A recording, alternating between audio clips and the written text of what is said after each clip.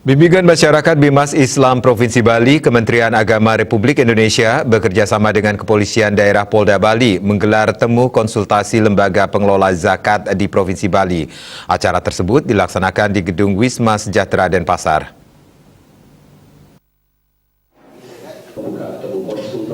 Acara bertajuk Temu Konsultasi Lembaga Pengelola Zakat digelar untuk memberi pemahaman dan menumbuhkan kesadaran hukum terkait pengelolaan dana zakat, infak, dan sedekah agar aktivitas dan penggunaan dana yang terkumpul dapat dipertanggungjawabkan. Pemerintah telah menerbitkan Undang-Undang Nomor 23 Tahun 2011 tentang pengelolaan zakat. Menurut undang-undang tersebut, lembaga pengelola zakat diwajibkan memiliki izin operasional dari Kementerian Agama Republik Indonesia.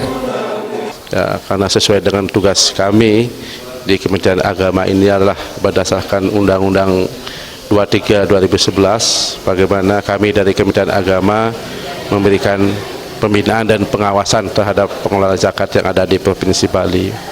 Kami berharap pada kegiatan ini bisa memberikan motivasi setelah kami melakukan evaluasi di tahun 2020 kemarin, dan pada hari ini kami sampaikan hasilnya, dan mudah-mudahan bisa memberikan motivasi kepada pengelola zakat khususnya Basnas di Provinsi Bali ini untuk berikutnya mampu mengembangkan programnya, lebih-lebih program yang produktif sehingga mampu memberikan manfaat kepada masyarakat umum, mampu memberikan perubahan ekonomi di masyarakat, dan mampu mewujudkan kemandirian kepada masyarakat yang tidak mampu khususnya.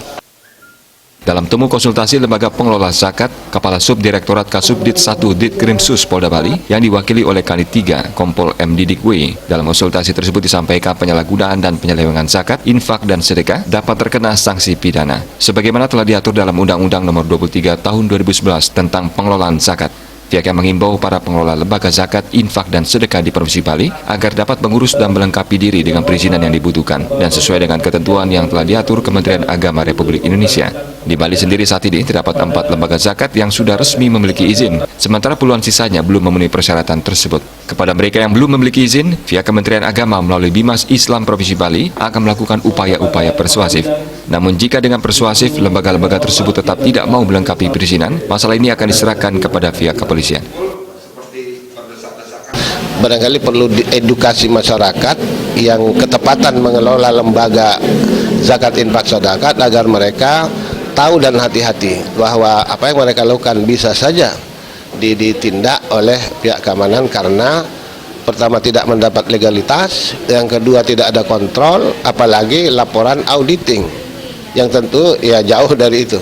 Nah, ini barangkali kesan kami dalam pertemuan ini, mudah-mudahan ke depan baik kepolisian maupun dari Kementerian Agama, Bimas Islam mensosialisasikan undang-undang itu, mengedukasi masyarakat sehingga tidak terjadi ketimpangan seperti yang kami rasakan.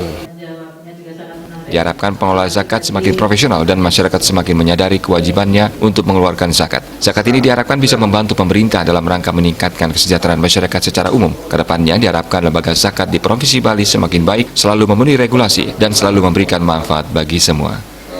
Agung Komang melaporkan untuk Bali TV.